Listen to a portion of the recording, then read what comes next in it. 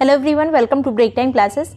इस वीडियो में धार्मिक और सामाजिक सुधारों से संबंधित जितने भी आंदोलन अभी तक हुए हैं वो सभी कवर करेंगे, जो आने वाले सभी एग्जाम के लिए इंपॉर्टेंट होंगे, खास करके यूपी पीसीएस के एग्जाम के लिए या फिर आरओ के लिए या वीडियो के लिए। आपने अक्सर यूपी पीसीएस के एग्जाम में इनसे रिलेटेड क्वेश्चन देखे होंगे, चाहे मैचिंग में या फिर स्टेटमेंट वाइज किसी पर्टिकुलर आंदोलन को लेकर कई सारे क्वेश्चन पूछ लिए जाते हैं, तो सभी इसमें कवर करेंगे। यूपी पीसीएस की टेस्ट सीरीज ज्वाइन करने के लिए आप 7355459135 पे व्हाट्सएप करके पूरी डिटेल ले सकते हैं, जिसमें आपको एक्सप्लेन टेस्ट सीरीज दी जाएगी। इसके अलावा जितने भी हैंड रिटन नोट्स हैं वो सभी आपको प्रोवाइड किए जाएंगे, क्विजेज वगैरह सब उसी में आपको मिल जाएंगे। तो चलिए शुरू करेंगे। सबसे पहले यहाँ पर जो धार्मिक या फिर सामाजिक सुधार आंदोलन चल रहे थे उस टाइम पे, ये 18वीं 19वीं सदी का टाइम था, और इस टाइम ये जो आंदोलन चल रहे थे उनके कुछ कारण होंगे, उसी वजह से ये आंदोलन चलाए गए थे सुधारों से संबंधित। पहला कारण जो था कि उस टाइम पे हिंदू धर्म जो था वो पूरी तरह से निष्क्रिय हो रहा था, शक्तिहीन हो रहा था, और उसी टाइम पे ईसाई मिशनरीज भी भारत में आ रही थी, जो ईसाई धर्म का प्रचार प्रसार कर रही थी भारत में, और हिंदू धर्म को नीचा दिखा रही थी। इसलिए हमारी धार्मिक सुधार की ज़्यादा आवश्यकता थी, इसलिए भी ये धार्मिक सुधार आंदोलन चले। और दूसरा जो प्रमुख कारण था वो ये था कि हिंदू धर्म के जो निचले तबके के लोग थे उनको सामाजिक सम्मान पूरी तरह से समाज में नहीं प्राप्त था। ना तो उनको सामाजिक सम्मान प्राप्त था, ना तो उनको आर्थिक सुविधाएं प्राप्त थी। लेकिन जब वो ईसाई बन जाते थे तो सारी सुविधाएं उन्हें प्राप्त हो जाती थी, इसलिए जो सम्मान वगैरह आर्थिक सुविधाएं प्राप्त करने के लिए वो लगातार ईसाई बन रहे थे। इसलिए धार्मिक और सामाजिक सुधार आंदोलन चलाए गए थे। नेक्स्ट यहाँ पे बात करते हैं एक प्रमुख यूरोपीय व्यक्ति ऐसे कौन थे जिसने भारतीय संस्कृति को महत्व दिया था। ये थे विलियम जोन्स, जिन्होंने कलकत्ता में एशियाटिक सोसाइटी की स्थापना की थी। और इसमें क्या काम होता था, जितने भी हिंदू धर्म से रिलेटेड ग्रंथ होते थे उनका ट्रांसलेशन कराया जाता था इंग्लिश में, जिससे बाकी लोग भी इसको समझ पाएं। और बहुत सारे ऐसे धर्म ग्रंथ थे जिनका यहाँ पे ट्रांसलेशन करवाया गया था। और ये जो एशियाटिक सोसाइटी थी इसकी स्थापना का ईयर पूछा जाता है तो 1784 में इसकी स्थापना हुई थी। ये सभी चीज़ें स्टेटमेंट वाइज भी यूपी पीसीएस के एग्जाम में पूछी जाती हैं। नेक्स्ट बात करेंगे जो सबसे प्रमुख व्यक्ति थे जिन्होंने ये धार्मिक या फिर सामाजिक सुधार आंदोलनों को शुरू किया था, वो थे राजा राम मोहन राय। इनको कई नामों से जाना जाता है। नवजागरण के अग्रदूत इन्हें कहा जाता है, सुधार आंदोलनों के प्रवर्तक इन्हें कहा जाता है, आधुनिक भारत के पिता इन्हें कहा जाता है, नव प्रभात का तारा इन्हें कहा जाता है। तो बहुत सारे इनके नाम हैं। इनका जन्म हुआ था बंगाल में 1774 में और मृत्यु हुई थी 1833 में। तो 1774 में इनका बंगाल में जन्म हुआ राजा राम मोहन राय का। और ये जो हैं पहले ये दीवान बने थे जॉन डिग्बी के। किसके दीवान बने थे? जॉन डिग्बी के दीवान बने थे। और 15 साल की आयु में ही इन्होंने एक अपना लेख प्रकाशित करवाया था, जिसके कारण ये चर्चा में आ गए थे। उसके बाद ही ये दीवान बने थे जॉन डिग्बी के। और ये इस पद पर, दीवान के पद पर 1803 से 1814 तक रहे थे। और यहीं पे इन्होंने बहुत सारी भाषाओं का ज्ञान हासिल किया, इसलिए ये बहुत सारी भाषाओं को जानने वाले थे। अंग्रेजी इनकी बहुत अच्छी थी और भी भाषाओं के जानकार थे। पहला जो इन्होंने अपना ग्रंथ लिखा था, जो एक पुस्तक लिखी थी, उसका नाम है तोहफात उल मुहद्दीन। तोहफात उल मुहद्दीन, इसका हिंदी में अर्थ होता है एकेश्वरवादियों को उपहार। ये एक ईश्वर को मानने वाले थे, एकेश्वरवाद पे ये विश्वास करते थे। और पूछा जाता है ये जो पुस्तक है ये किस भाषा में लिखी गई, तो फारसी में इन्होंने लिखी थी, तोहफात उल मुहद्दीन। नेक्स्ट यहाँ पे जो इनके बारे में इंपॉर्टेंट बात है राजा राम मोहन राय के बारे में, तो आत्मीय सभा की इन्होंने स्थापना की थी 1815 में। जो मेन चीज़ जहाँ पे ईयर लिखा मिले आपको उसको याद कर लीजिएगा, क्योंकि यूपी पीसीएस या फिर आरओ में क्रम में अरेंज करने को पूछा जाता है। तो आत्मीय सभा की स्थापना हुई थी 1815 में, राजा राम मोहन राय के द्वारा की गई थी। इसके बाद इन्होंने वेदांत सोसाइटी की भी स्थापना की थी, जो कि 1816 में की थी वेदांत सोसाइटी की स्थापना। फिर इन्होंने कलकत्ता यूनिटेरियन कमेटी की भी स्थापना की थी 1821 में। सभी ईयर इंपॉर्टेंट नहीं है, लेकिन ये याद रखिए कि राजा राम मोहन राय ने किस किस चीज़ की स्थापना की। पहले तो आत्मीय सभा की, फिर वेदांत सोसाइटी की, फिर कलकत्ता यूनिटेरियन कमेटी की स्थापना की। इसके अलावा इन्होंने प्रीसेप्ट्स ऑफ जीसस नामक एक पुस्तक भी लिखी थी 1820 में, जो कि भारत में नहीं प्रकाशित हुई थी। कहाँ पे प्रकाशित हुई थी? तो लंदन में। जॉन डिग्बी जिसके ये दीवान रहे थे, उन्होंने ही, उनके प्रयासों से ही ये लंदन में बाद में 1820 में प्रकाशित हुई थी। तो ये है प्रीसेप्ट्स ऑफ जीसस पुस्तक किसकी है? तो राजा राम मोहन राय की। नेक्स्ट बात करेंगे, अगला जो यहाँ पे प्रमुख चीज़ है वो है ब्रह्म समाज की स्थापना, जिसकी स्थापना राजा राम मोहन राय ने ही की थी। और ये 20 अगस्त 1828 में ब्रह्म समाज की स्थापना की थी राजा राम मोहन राय ने। पहले जब इसकी स्थापना की गई थी तब इसका नाम था ब्रह्म सभा, बहुत जल्दी इसका नाम ब्रह्म समाज में कन्वर्ट कर दिया गया। आगे बात करेंगे, इन्होंने हिंदू कॉलेज की भी स्थापना करवाई थी कलकत्ता में। और ये काफ़ी जो क्रम पूछा जाता है उसमें हिंदू कॉलेज रहता है, आत्मीय सभा रहता है, तो इसका ईयर याद रखिएगा। हिंदू कॉलेज की स्थापना कलकत्ता में कब की गई थी? तो 1817 में की गई थी। इसको स्थापना किसने की थी? तो राजा राम मोहन राय ने की थी। किसके साथ मिलकर की थी? तो एक घड़ी साज थे, डच थे ये, डेविड हेयर के साथ मिलकर इन्होंने, राजा राम मोहन राय ने हिंदू कॉलेज की स्थापना की 1817 में, कलकत्ता में ये स्थापना की गई। नेक्स्ट बात करेंगे, इन्होंने वेदांत कॉलेज की स्थापना कब की थी? तो 1825 में की थी वेदांत कॉलेज की स्थापना। इनकी अवधारणा की क्या थी, क्या क्या ये मानते थे राजा राम मोहन राय? तो ये सती प्रथा के विरोधी थी, बहुत बड़े विरोधी थे सती प्रथा के। इन्हीं के प्रयासों से ही बाद में 1829 में जाके सती प्रथा का अंत हुआ था। सती प्रथा विरोधी थे। इसके अलावा एकेश्वरवाद पे विश्वास करते थे, आस्तिकता मतलब ईश्वर की प्रार्थना पे ये विश्वास करते थे। इसके अलावा समाज सुधारक थे ये बहुत बड़े। इन्होंने जो सती प्रथा का विरोध किया था, ये किस पत्रिका में अपने ज़्यादा विरोध इन्होंने प्रकट किया था? तो वो था संवाद कौमुदी। संवाद कौमुदी पत्रिका किसकी है? तो राजा राम मोहन राय की। नेक्स्ट बात करेंगे, इन्होंने जो है एक एक्ट आया था जूरी एक्ट, जिसमें हिंदू और धार्मिक जो विभेद किया जा रहा था कट्टरता पे, तो ये जो है जूरी एक्ट का विरोध इन्होंने किया था 1827 में। पूछा जाता है कि जूरी एक्ट का विरोध किसने किया था? तो राजा राम मोहन राय ने किया था 1827 में। संवाद कौमुदी जो इनकी पत्रिका थी, यहाँ पे जो बात की गई थी, वो संवाद कौमुदी का प्रकाशन कब किया गया था? तो 1821 में किया गया था। किस भाषा की पत्रिका थी संवाद कौमुदी? तो बंगला पत्रिका थी। मिरातुल अखबार इनका एक अखबार था, मिरातुल, जो कि किस भाषा में लिखा गया था? तो फारसी भाषा का ये अखबार होता था मिरातुल अखबार, जिसका प्रकाशन 1822 में किया गया था।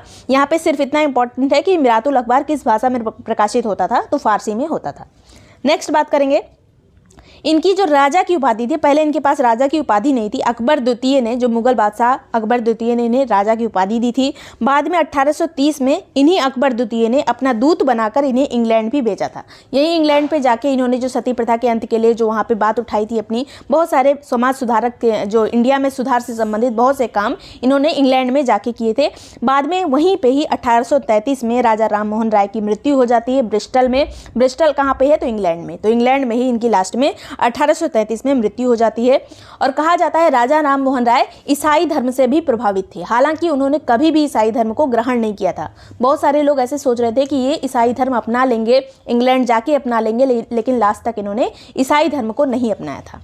नेक्स्ट बात करते हैं, ब्रह्म समाज का विकास उसके बाद कैसे हुआ? जब राजा राम मोहन राय की मृत्यु हो गई, उसके बाद 1843 में ब्रह्म समाज का नेतृत्व आ गया देवेंद्र नाथ टैगोर के पास। देवेंद्र नाथ टैगोर कौन थे? तो वही रविन्द्रनाथ टैगोर के पिताजी देवेंद्र नाथ टैगोर। देवेंद्र नाथ टैगोर ने इससे पहले तत्वबोधिनी सभा की भी स्थापना कराई थी 1839 में। 1839 में तत्वबोधिनी सभा की स्थापना किसने करवाई थी? तो देवेंद्र नाथ टैगोर ने। बाद में इनको नेतृत्व मिला ब्रह्म समाज का। और ये जो तत्वबोधिनी सभा पहले थी, जिसमें देवेंद्र नाथ टैगोर थे, इसमें कौन कौन और प्रमुख व्यक्ति थे? तो ईश्वर चंद्र विद्यासागर थे, अश्विनी कुमार दत्त थे। तो जब देवेंद्र नाथ टैगोर इसका नेतृत्व मिल गया ब्रह्म समाज का इन्हें, तो उसके बाद ईश्वर चंद्र विद्यासागर भी ब्रह्म समाज में आ गए, अश्विनी कुमार दत्त का भी दिमाग ब्रह्म समाज में लग गया। तो बहुत सारे अच्छे अच्छे लोग ब्रह्म समाज में आके मिल गए। नेक्स्ट बात करेंगे, अब कुछ समय के बाद जो ब्रह्म समाज था, इसमें केशव चंद्र सेन भी शामिल हो गए। जब केशव चंद्र सेन इसमें आ गए तो देवेंद्र नाथ टैगोर ने इनको आचार्य बना दिया, केशव चंद्र सेन को। तो केशव चंद्र सेन कब इसके आचार्य बने थे? 1858 में।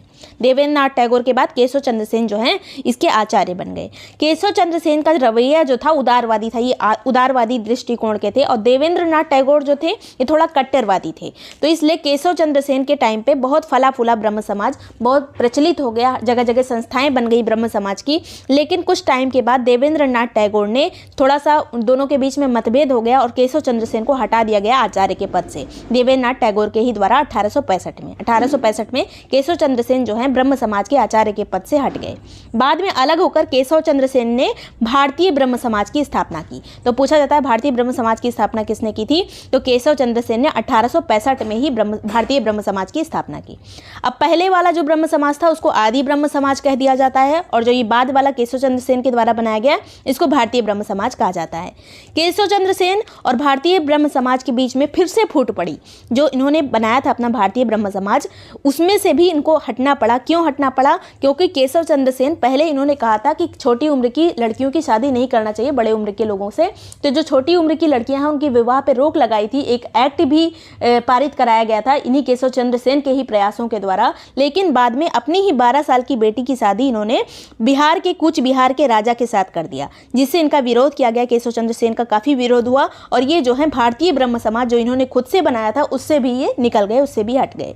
उसके बाद इन्हीं के अनुयायियों ने, केशव चंद्र सेन के अनुयायियों ने, उनमें से शिवनाथ शास्त्री ने और आनंद मोहन बोस ने मिलकर साधारण ब्रह्म समाज की स्थापना की। तो साधारण ब्रह्म समाज की स्थापना किसने की थी? शिवनाथ शास्त्री और आनंद मोहन बोस ने 1878 में ये स्थापना की गई थी साधारण ब्रह्म समाज की। इससे पहले केशव चंद्र सेन ने जो बनाया था वो भारतीय ब्रह्म समाज था।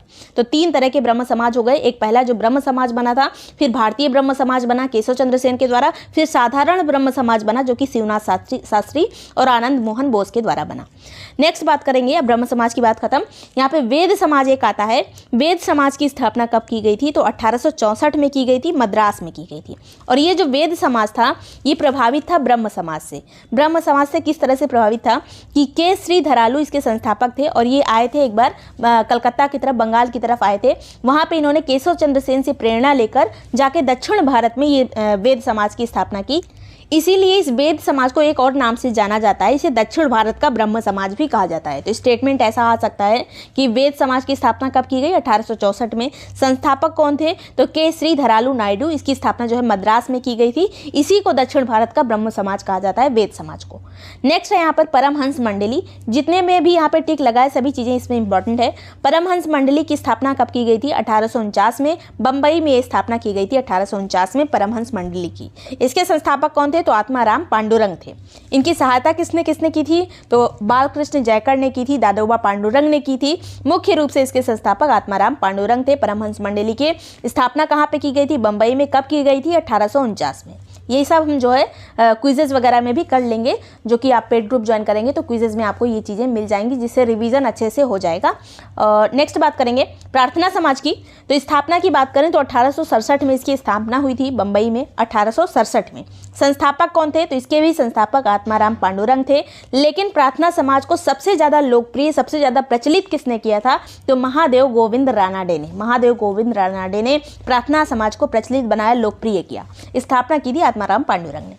नेक्स्ट बात करेंगे, ये जो महादेव गोविंद रानाडे थे, इन्हीं के द्वारा दक्कन एजुकेशनल सोसाइटी की भी स्थापना कराई गई थी। ये ईयर पूछ लिया जाता है या फिर अरेंज करने को आ जाता है। तो 1884 में स्थापना की गई थी दक्कन एजुकेशनल सोसाइटी की रानाडे के द्वारा। इसके अलावा एमजी रानाडे ने ही विडो रीमैरिज एसोसिएशन की स्थापना की थी। विडो रीमैरिज एसोसिएशन की स्थापना किसने की? तो एमजी रानाडे ने की 1891 में। नेक्स्ट बात करेंगे आर्य समाज की। आर्य समाज की स्थापना 1875 में की गई थी। बंबई में इसकी स्थापना हुई थी। इसके संस्थापक थे महर्षि दयानंद सरस्वती और इन्हीं को भारत का मार्टिन लूथर किंग भी कहा जाता है। भारत के मार्टिन लूथर किंग कौन थे? तो दयानंद सरस्वती थे। बचपन का नाम इनके था मूल शंकर। बचपन का नाम क्या था? मूल शंकर। और इन्होंने एक पताका लहराई थी, आगरा में ये पताका लहराई गई थी, पाखंड खंडिनी पताका। ये जो है बाकी लोगों से, जो मुस्लिम वगैरह समुदाय से संबंधित थे या फिर और जो पौराणिक लोग थे, उनसे जो है शास्त्रार्थ वगैरह बहुत करते थे, इसीलिए इसको कहा जाता था पाखंड खंडिनी पताका। इन्होंने लहराई थी अपनी आगरा में। कब ये लहराई थी? तो 1863 में। 1863 में आगरा में। नेक्स्ट बात करेंगे, बाद में इसका जो मुख्यालय बना था 1875 में, तो इसकी स्थापना हुई आर्य समाज की। बाद में इसका जो मुख्यालय बना था वो लाहौर में बना था 1877 में। तो आर्य समाज का मुख्यालय कहाँ पे है? तो ये लाहौर में है। स्थापना कहाँ पे की गई थी? बंबई में 75 में। नेक्स्ट बात करेंगे, इनका प्रमुख नारा जो था वेदों की ओर लौटो। इसके अलावा शुद्धि आंदोलन इन्होंने चलाया था, जिसके द्वारा जो लोग कन्वर्ट हो गए थे ईसाई धर्म वगैरह में, वापस से उन्हें हिंदू बनाया जा रहा था और जो अपनी पुरानी संस्कृति थी उसको याद दिलाया जा रहा था। इसीलिए वेदों की ओर लौटो की बात इन्होंने कही थी। इनकी एक प्रमुख पुस्तक भी थी, अभी भी है, उसको आप अच्छे से पढ़ सकते हैं। तो सत्यार्थ प्रकाश जो है इनकी पुस्तक है। वेद भाष्य भी इन्होंने लिखा था। इन्होंने ही पहली बार स्वराज शब्द का यूज़ किया था। इन्होंने ही कहा था स्वराज से बढ़ के कुछ नहीं है, कितना भी अच्छा विदेशी शासन हो उससे अच्छा हमारा स्वराज है। इन्होंने एक समिति बनाई थी जिसका नाम था गोरक्षा समिति। गोरक्षा समिति किसके द्वारा बनाई गई थी? स्वामी दयानंद सरस्वती के द्वारा। बाद में 1883 में इनकी मृत्यु हो जाती है। 1883 में अजमेर में इनकी मृत्यु होती है। इनके मरने के बाद, इनकी मृत्यु होने के बाद स्वामी जी के दो तरह का मतभेद हो गया था। कुछ लोग कहते थे इनकी जो शिक्षाएं हैं या फिर जितनी भी शिक्षाएं वो हिंदी भाषा में हो, और कुछ इनके अनुयायी थे जो कहते थे कि अंग्रेजी भाषा में शिक्षा देनी चाहिए। तो अंग्रेजी समर्थक और हिंदी समर्थक दो तरह के स्कूल इनके चलते हैं। एक है अंग्रेजी समर्थकों वाला, जो लाला हंसराज इसके समर्थक थे। लाला हंसराज ने कहा इंग्लिश भाषा में शिक्षा होनी चाहिए, तो इसीलिए जो डीएवी कॉलेज वगैरह होते हैं, आपने डीएवी स्कूल देखा होगा, जिसे कहा जाता है दयानंद एंग्लो वैदिक स्कूल। तो दयानंद एंग्लो वैदिक वाला जो था, इसकी स्थापना पहली बार लाहौर में की गई थी 1886 में, 1886 में पहली बार अंग्रेजी समर्थक जो थे लाला हंसराज, उनके द्वारा लाहौर में डीएवी कॉलेज की स्थापना की गई। जो हिंदी समर्थक लोग थे उनमें आते हैं स्वामी श्रद्धानंद। स्वामी श्रद्धानंद आर्य समाज से संबंधित थे और हिंदी भाषा के समर्थक थे। इनके द्वारा गुरुकुल विश्वविद्यालय की स्थापना की गई, जो कि कांगड़ी कहाँ पर है, हरिद्वार उत्तराखंड में है। यहाँ पे 1902 में गुरुकुल विश्वविद्यालय की स्थापना की गई, जो कि हिंदी समर्थक में था। और श्रद्धानंद जो है कट्टर एक आर्य समाजी थे। नेक्स्ट बात करेंगे रामकृष्ण मिशन की। रामकृष्ण मिशन की स्थापना कब की गई थी? तो 1897 में, 1897 में स्थापना की गई स्वामी विवेकानंद के द्वारा वेल्लूर में, जो कि पश्चिम बंगाल में वेल्लूर में इसकी स्थापना की गई। ये पश्चिम बंगाल वाला वेल्लूर है। नेक्स्ट बात करेंगे यहाँ पर स्वामी विवेकानंद के बचपन का नाम क्या था? तो नरेंद्र नाथ दत्त इनके बचपन का नाम था और इनका जन्म हुआ था 1862 में, मृत्यु हुई थी 1902 में। 1862 में इनका जन्म हुआ था स्वामी विवेकानंद का। और इनका जो नाम था स्वामी विवेकानंद, ये किसके सुझाव पर इन्होंने अपना ये नाम रखा था? तो खेतड़ी के राजा ने इन्हें कहा था, स्वामी विवेकानंद बोला था। और पहले इनका नाम नरेंद्र नाथ दत्त था। नेक्स्ट बात करेंगे, एक चीज यहाँ पे याद रखिएगा, स्वामी विवेकानंद ने कभी मूर्ति पूजा का विरोध नहीं किया। बाकी जितने आप धर्म वगैरह देखेंगे, जितने भी यही समाज देखेंगे, सब में मूर्ति पूजा का जो है खंडन किया गया है। लेकिन जो है यहाँ पे स्वामी विवेकानंद ने कभी भी मूर्ति पूजा का खंडन नहीं किया है।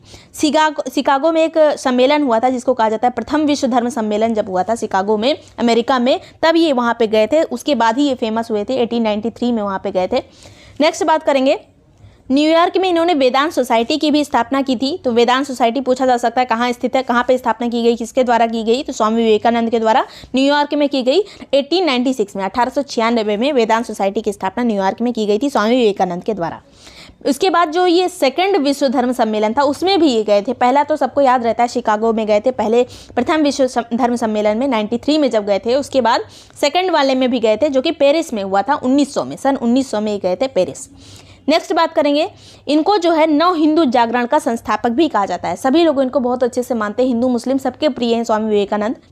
स्वामी विवेकानंद को आधुनिक राष्ट्रीय आंदोलन का आध्यात्मिक पिता किसने कहा था? तो ये सुभाष चंद्र बोस जी ने कहा था, आधुनिक राष्ट्रीय आंदोलन का आध्यात्मिक पिता स्वामी विवेकानंद को। नेक्स्ट बात करेंगे, बाद में इनकी मृत्यु के बाद सिस्टर निवेदिता जो एक आयरिश महिला थी, उन्होंने ही इनके जो विचार थे, जो रामकृष्ण परमहंस के विचार थे या फिर स्वामी विवेकानंद के विचार थे, उसको जो है प्रसिद्धि दिलाई, उसको प्रचारित किया। तो ये किसका योगदान है? सिस्टर निवेदिता का, जो कि आयरिश महिला थी। नेक्स्ट बात करेंगे आयरलैंड से संबंधित थी।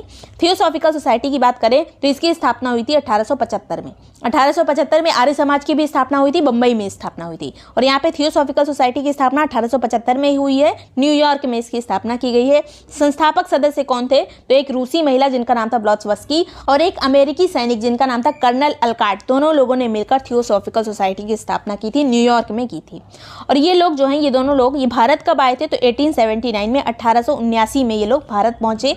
और भारत में इसका मुख्यालय कहाँ पे बनाया गया था? तो अड्यार में बनाया गया था, जो कि मद्रास में है।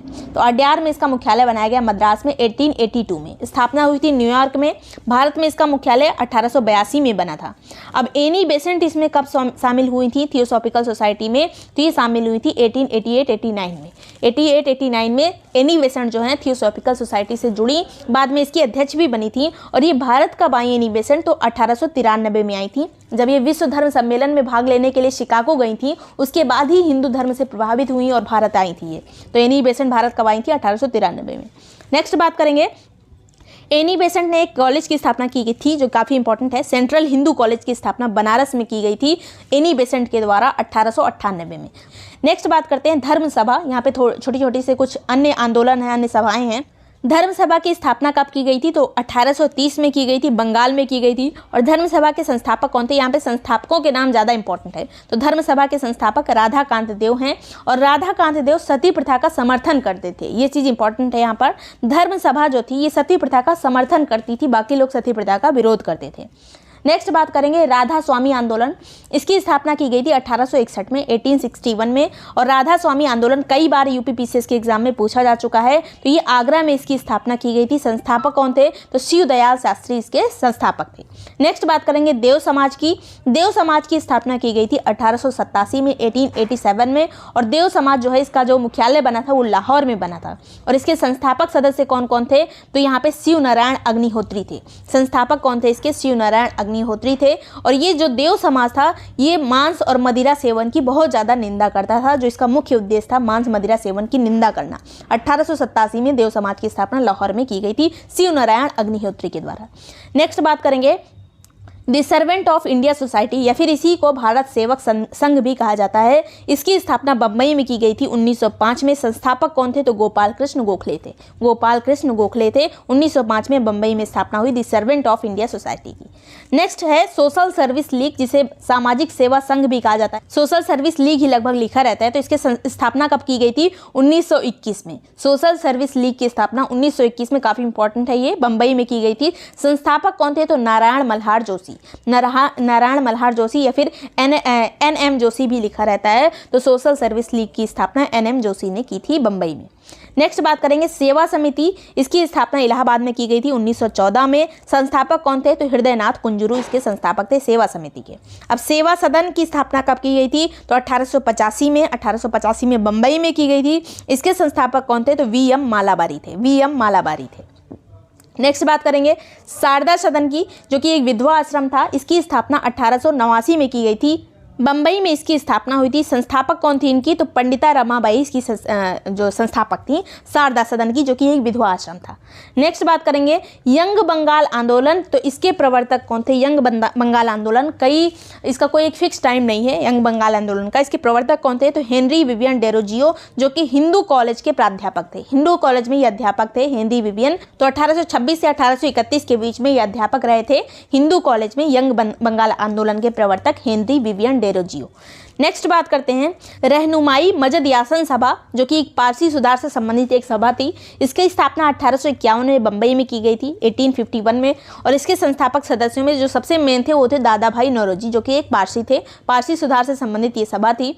और इसके अलावा इसमें शामिल थे आर.के. कामा और एस.एस. बंगाली। मेन रूप से दादा भाई नौरोजी इसके संस्थापक थे। नेक्स्ट बात करेंगे अलीगढ़ आंदोलन की, जो एक पर्टिकुलर आंदोलन नहीं था, बहुत सारी चीज़ें इसमें शामिल थी। क्योंकि सर सैयद अहमद खान जो बाद में 1876 के बाद से ये अलीगढ़ में ही रहते थे, इनका मेन स्थान अलीगढ़ ही था, इसीलिए इसे अलीगढ़ आंदोलन कहा जाता है। और सर सैयद अहमद खान ऐसे व्यक्ति थे जिन्होंने कांग्रेस की स्थापना का विरोध किया था। और इसके बाद इन्होंने बहुत सारी चीजें की। 1875 में इन्होंने मोहम्मदन एंग्लो ओरिएंटल कॉलेज की भी स्थापना करवाई थी, जो कि बाद में जाके अलीगढ़ मुस्लिम यूनिवर्सिटी बना था। इसके अलावा इन्होंने कुरान पर टीका लिखी थी। ये सब स्टेटमेंट वाइज क्वेश्चन पूछे जा सकते हैं सर सैयद अहमद खान से रिलेटेड यूपीपीसीएस में या फिर आरओ में। इसके अलावा इन्होंने पत्रिका लिखी थी, फारसी भाषा में ये पत्रिका थी, तहजीब उल अखलाक इनकी पत्रिका थी, जो कि फारसी भाषा की थी। इसके अलावा इन्होंने साइंटिफिक सोसाइटी की भी स्थापना कराई थी 1864 में। 1864 में साइंटिफिक सोसाइटी की स्थापना किसने कराई थी? काफ़ी इंपॉर्टेंट है ये, तो ये सर सैयद अहमद खान ने कराई थी। नेक्स्ट बात करेंगे मोहम्मदन लिटरेरी सोसाइटी की स्थापना कब की गई थी? तो 1863 में की गई थी। 1863 में कलकत्ता में स्थापना हुई थी। 1863 में मोहम्मदन लिटरेरी सोसाइटी की संस्थापक कौन थे? अब्दुल लतीफ़। लिटरेरी सोसाइटी के संस्थापक अब्दुल लतीफ़ थे। नेक्स्ट है यहाँ पर अहमदिया आंदोलन, या फिर इसे कादियानी आंदोलन भी कहा जाता है, दोनों लिखा मिल सकता है, अहमदिया या फिर कादियानी। संस्थापक इसके कौन थे? तो मिर्जा गुलाम अहमद थे। स्थापना कब की गई थी? 1889 में। और गुरदासपुर पंजाब में अहमदिया आंदोलन की स्थापना की गई थी मिर्जा गुलाम अहमद के द्वारा। नेक्स्ट बात करेंगे देवबंद आंदोलन। इसकी स्थापना हुई थी 1866 में। उत्तर प्रदेश के सहारनपुर से इसकी स्थापना हुई थी देवबंद आंदोलन की। और इसके संस्थापकों में कौन कौन था? तो मोहम्मद कासिम ननौतवी थे और रशीद अहमद गंगोही थे। मोहम्मद कासिम ननौतवी और रशीद अहमद गंगोही। सहारनपुर का ये आंदोलन था, देवबंद आंदोलन 1866 में ये चलाया गया था। तो ये सभी चीज़ें इंपॉर्टेंट हैं, जितने भी धार्मिक आंदोलन थे यहाँ पर कवर हो गए, सामाजिक आंदोलन थे, सभी चीज़ें यहाँ पे कवर हो गई हैं। वीडियो पसंद आया तो लाइक और सब्सक्राइब कर लीजिएगा। यूपीपीसीएस की टेस्ट सीरीज ज्वाइन करने के लिए आप 7355459135 पे व्हाट्सएप करके पूरी डिटेल ले सकते हैं, जिसमें आपको हैंड रिटन नोट्स वगैरह भी प्रोवाइड कर दिए जाएंगे। Thank you so much for watching break time classes.